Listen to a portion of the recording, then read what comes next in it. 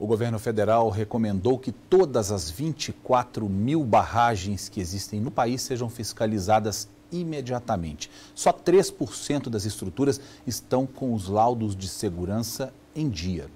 São 24 mil barragens e apenas 3% delas foram fiscalizadas. O engenheiro professor Antônio Eduardo Jean Santos está aqui ao meu lado e ele vai explicar para a gente então o risco, do rompimento dessas barragens. Bom dia, professor. Quer dizer, 97% estão aí sem fiscalização. A gente pode dizer que é um risco iminente, então, né?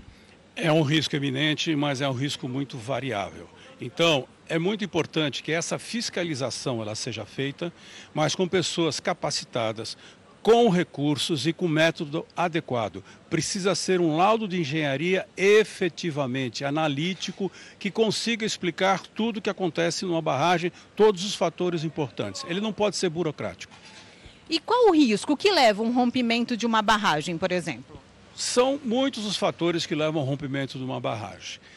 Por exemplo, existe um que é muito comum, que é como se a água criasse um caminho preferencial dentro do corpo da barragem e esse caminho preferencial vai erudindo, vamos chamar assim, por dentro da barragem e vai a instabilizando.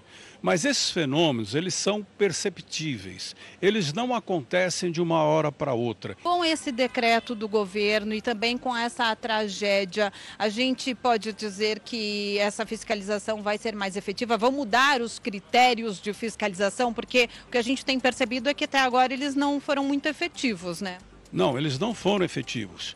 Antes tarde do que nunca você ter um decreto desse tipo. Mas agora, eu volto àquilo que eu falei. Precisa ter um método efetivo de análise dessa barragem. Não basta você ter o profissional, ele precisa ser muito bem capacitado, mas ele precisa ter meios para fazer a sua análise. Esses meios não são somente com visual, ele precisa ter meios técnicos, equipamentos, topografia, sensores, etc., para que ele possa dar um laudo efetivamente respaldado.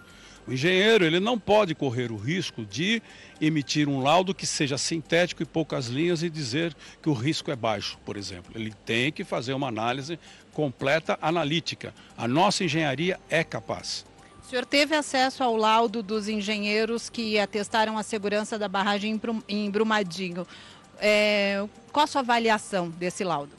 Um laudo muito simples, sintético e me pareceu muito mais burocrático do que analítico, como a Engenharia Nacional tem condições de fazer. Você expressar lá qual foi o método utilizado para você fazer esse laudo, o que foi observado, colocar passo a passo.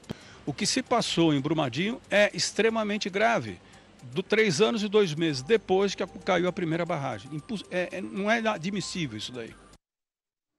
É inadmissível, mas é a realidade brasileira. Não é? O que a gente tem que tentar fazer é mudar essa realidade. Por que algumas empresas que exploram a mineração no Brasil e exploram fora do Brasil, um bom exemplo disso é a BHP, que é uma das responsáveis pela tragédia de Mariana, por exemplo, por que lá na Austrália, de onde ela veio, não cai nenhuma barragem dela? Porque os donos dela sabem que se isso acontecer lá, eles vão ser punidos, vão ser multados, vão ter que pagar multas milionárias, e isso se os seus diretores não acabarem na cadeia. O que aqui no Brasil não aconteceu em 3 anos de Samarco e não vai acontecer agora.